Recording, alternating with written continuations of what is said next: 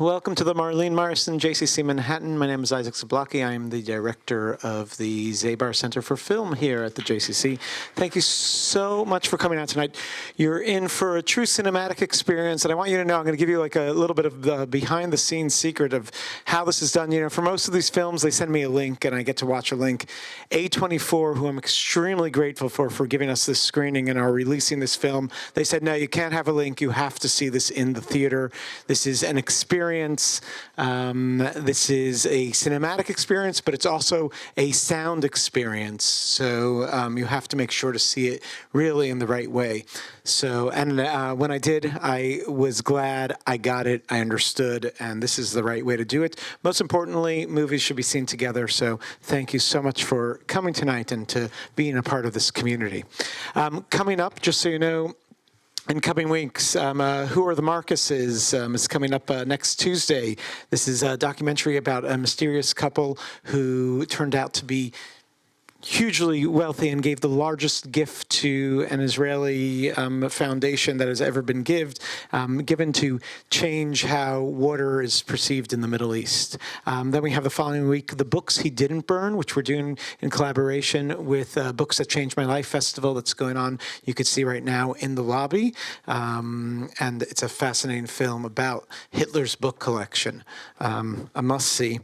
Then as part of our ReelAbilities Film Festival, we're doing a special screening of Still, a Michael J. Fox movie. We're really excited to bring this film that was premiered at the Sundance Film Festival last year and has gotten a lot of great attention and really discuss both Michael J. Fox's career, which is fun, but more importantly, his bout with Parkinson's and how that relates to our work here at the JCC. We're closing out the month with A Pocket Full of Miracles, A Tale of Two Siblings, which is Aviva Kempner's new film about her family during the Holocaust. So please join us for that and more. We're adding films constantly. You are the lucky ones who bought tickets on time. This movie sold out very, very quickly. So I know that you're following our emails and making sure to get tickets immediately. You could applaud yourselves. We're going to do things a little bit differently tonight. For those of you who are regulars, we usually have a Q&A after the film. Tonight, because we don't have the director with us, we're going to, I'm just going to speak a little bit about the film and give you a little introduction before the film. I hope these notes stay with you and resonate because this is one of those movies that you want to think about afterwards, that you're going to have a lot of questions about afterwards. And you could all send me emails and I'll answer all of them. No, don't, please. Please. My inbox is really full.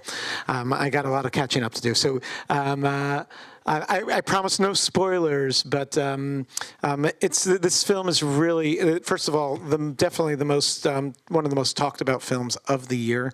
It's nominated for 7 Academy Awards in amazing categories. It's important to note that it's not only Best Foreign Film and Best Director, I'm sure, but also Best Picture. It's one of those that managed to be in both the foreign film and the Best Picture category, which really says a lot about a film. It has great cinematic qualities. I'm going to admit, and I say this as we record this, and A24 might check this tomorrow, that it's a little more artistic than I'd say the average film that we show here at the JCC, and I think you need to put that hat on a little bit. And in terms of, we show a lot of films relating to Holocaust history here, and I taught a course about it during the pandemic called After Schindler, and really exploring films and how films are presented since Schindler's List and since kind of the film that changed it all, and how there's new ways of exploring. But most importantly, why is it important to explore these films? I could tell you, as somebody who sees probably more Holocaust-themed films than anyone else, they all get sent my way, and we try to present as many as we can. It's not just about remembering, it's about the relevance to today. And this film tonight is exactly about that. The film is made in a way to make it a little bit of a mirror of our society. It doesn't take place in 2024 or 2023. It takes place during the Holocaust. It's done. It's art. You'll see the way it was designed is extremely meticulous to make it realistic to the time. But the tone of it gives it this reality that we can relate to. And what that does is it brings up, which I think is the underlying message of this film, in my opinion, which goes to Hannah Arendt's theory, the banality of evil. And it really, there's no film, I think, that I've ever seen that points this out in a better way. And just to go into this, the concept of banality of evil means it's all of us. It's any of us. It's a normal thing. It's kind of, in a way, you know, just showing the normality of life. It wasn't that everybody, every day, you know, Nazis got up in the morning and said, "Ooh, how many Jews am I going to kill today?" It was not, and unfortunately, sometimes that is depicted that way in film. Our cinema is changing, and it's showing us, it's exploring the real life of this, the real life of the people that makes this more relevant to us, and understanding that you know, the Germans were not special. This happens, genocides happen in other places in the world, and this is something that is within humanity, and we need to make sure that these kinds of things don't happen again. Director's Jonathan Glazer, and he's directed one of my favorite films that he directed is Sexy Beast. Anybody see that one with Ben Kingsley? Wild film. He's clearly a wild director. This is a very different direction for him.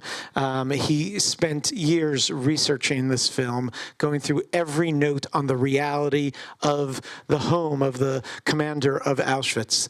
They did not shoot it in that exact house, but they did shoot it right outside Auschwitz. They then recreated, actually somebody's living in that house. The house still exists. Somebody's living in that house right now, which is quite fascinating. The film is not spoon-fed. It premiered at the Cannes Film Festival. And as I was saying, this is not one of those films, you also have to wear your thinking caps. This is not one of those films that is really spoon-fed to us. You have to really think about this and try to understand what's going on. And I urge you to discuss it and discuss further. The sound in the film, which is one of the reasons that we're watching this together in this space. Our sound system is fantastic. I've been told it's better than MoMA's, and the sound in this film tells its own story, and its contrast to what you see makes it really two different films. You're seeing one reality, you're hearing a different reality, and the director put great attention to that and had to recreate the sounds of what was going on outside of Auschwitz in 1943 and what that would sound like, and it's a true experience. The film also, in the way it's shot, it feels at times almost like a documentary.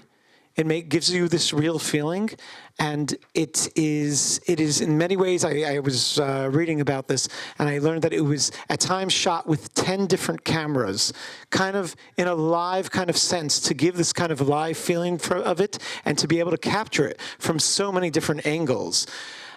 This is different than most films we show here, most films that you probably see, in terms of films like to build drama in a certain way.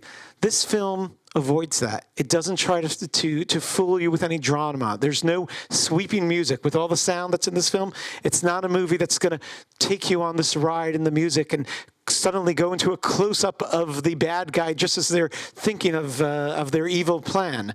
It doesn't use that cinematic language. It actually uses a completely different language and opens it up to this kind of reality and takes you into a full experience. It, in some ways, avoids drama, and in no moment shows you the great, unfortunate and tragic dramas of the Holocaust itself. This is something that happens outside of the walls of this film, which is a fascinating experiment when you think about it.